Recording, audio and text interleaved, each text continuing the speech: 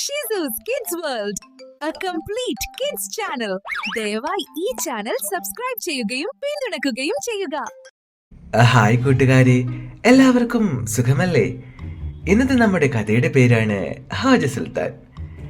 ഒരിടത്തൊരിടത്ത് ദൂരദേശത്ത് ഒരു രാജ്യത്ത് ഹോജ സുൽത്താൻ എന്നൊരു രാജാവ് ഉണ്ടായിരുന്നു.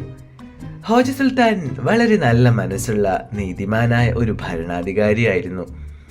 പക്ഷേ അദ്ദേഹത്തിനൊരു ചെറിയ പ്രശ്നമുണ്ടായിരുന്നു. ചിലപ്പോഴൊക്കെ കാര്യങ്ങൾ പെട്ടെന്ന് മറന്നുപോകും. അതുകൊണ്ട് തന്നെ പ്രധാനപ്പെട്ട കാര്യങ്ങൾ ഓർക്കാൻ ഒരുപാട് സഹായികളെ അദ്ദേഹം വെച്ചിരുന്നു.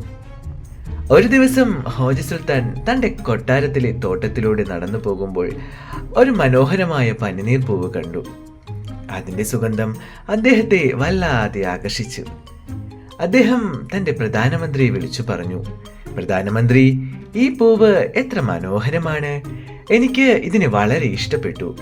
ദയവായി നാളെ രാവിലെ ഈ പൂവ് എൻ്റെ പ്രിയപ്പെട്ട രാജ്ഞിക്ക് കൊണ്ടുപോയി കൊടുക്കണം. ഞാൻ ഒരു പക്ഷേ ഇത് മറന്നുപോയേക്കാം." പ്രധാനമന്ത്രി പറഞ്ഞു, "തിരുമനസേ, അങ്ങയുടെ ആഗ്രഹം ഞാൻ നിറവേറ്റാം. നാളെ രാവിലെ തന്നെ രാജ്ഞിക്ക് ഈ പൂവ് എത്തിക്കാം." അങ്ങനെ പിറ്റേ ദിവസം രാവിലെയായി. പ്രധാനമന്ത്രി പൂവുമായി രാജ്ഞിയുടെ അടുത്തേക്ക് പോയി. രാജ്ഞിക്ക് പൂവ് കിട്ടിയപ്പോൾ ഒരുപാട് സന്തോഷമായി. പക്ഷേ ഈ പൂവ് ആരാണ് കൊടുത്തയച്ചതെന്ന് അവർക്കറിയില്ലായിരുന്നു. പ്രധാനമന്ത്രിക്ക് രാജാവിൻ്റെ പേര് പറയാൻ ഓർമ്മയുണ്ടായിരുന്നില്ല. പ്രധാനമന്ത്രിക്ക് വല്ലാത്ത ബുദ്ധിമുട്ടായി.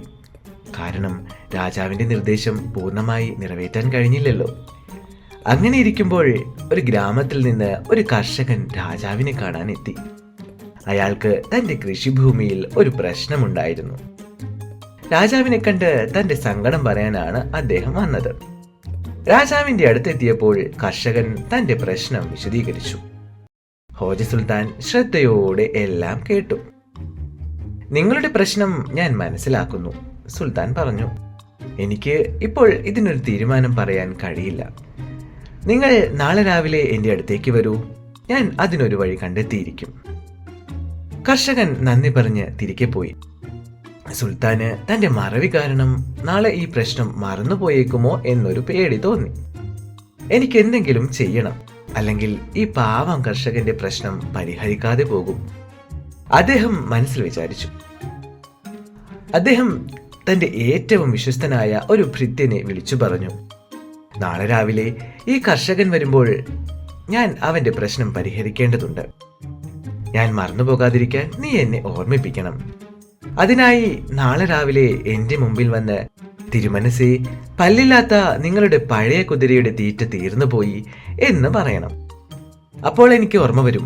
ഭൃത്യൻ ചിരിച്ചുകൊണ്ട് സമ്മതിച്ചു. പിറ്റേ ദിവസം രാവിലെയായി. കർഷകൻ സുൽത്താനെ കാണാനെത്തി. ഭൃത്യൻ സുൽത്താന്റെ മുന്നിൽ വന്ന് പറഞ്ഞു, "തിരുമനസേ, പല്ലില്ലാത്ത നിങ്ങളുടെ പഴയ കുതിരയുടെ തീറ്റ തീർന്നുപോയി." സുൽത്താൻ പെട്ടെന്ന് ഭൃത്യനെ നോക്കി. "എന്റെ കുതിരയുടെ തീറ്റ തീർന്നെന്നോ? എനിക്കൊരു കുതിരയുമില്ലല്ലോ. എന്തിനാ നീ ഇങ്ങനെ പറയുന്നത്?" എന്ന് സുൽത്താൻ ചോദിച്ചു. ഭൃത്യൻ ചിരിച്ചുകൊണ്ട് പറഞ്ഞു, "തിരുമനസേ, അങ്ങേക്ക് കർഷകന്റെ കാര്യം ഓർമ്മിപ്പിക്കാൻ വേണ്ടിയാണ് ഞാൻ അങ്ങനെ പറഞ്ഞത്." അപ്പോൾ സുൽത്താന് പെട്ടെന്ന് കർഷകന്റെ കാര്യം ഓർമ്മ വന്നു. "ഓ അതെ, എനിക്ക് ഈ കർഷകന്റെ പ്രശ്നം പരിഹരിക്കേണ്ടതുണ്ടല്ലോ. നന്ദി, നീ എന്നെ ഓർമ്മിപ്പിച്ചു," സുൽത്താൻ പറഞ്ഞു. അങ്ങനെ ഹോജ സുൽത്താൻ കർഷകന്റെ പ്രശ്നം കേൾക്കുകയും അതിനൊരു നീതിയുക്തമായ പരിഹാരം കണ്ടെത്തുകയും ചെയ്തു. കർഷകൻ സന്തോഷത്തോടെ മടങ്ങി. ഇനി കൂട്ടുകാരെ, ഇതിലെ ഗുണപാഠം എന്താണ്? ചിലപ്പോൾ നമ്മുടെ കുറവുകളെ മറികടക്കാൻ നമ്മൾ ബുദ്ധിപൂർവമായ വഴികൾ കണ്ടെത്തേണ്ടി വരും.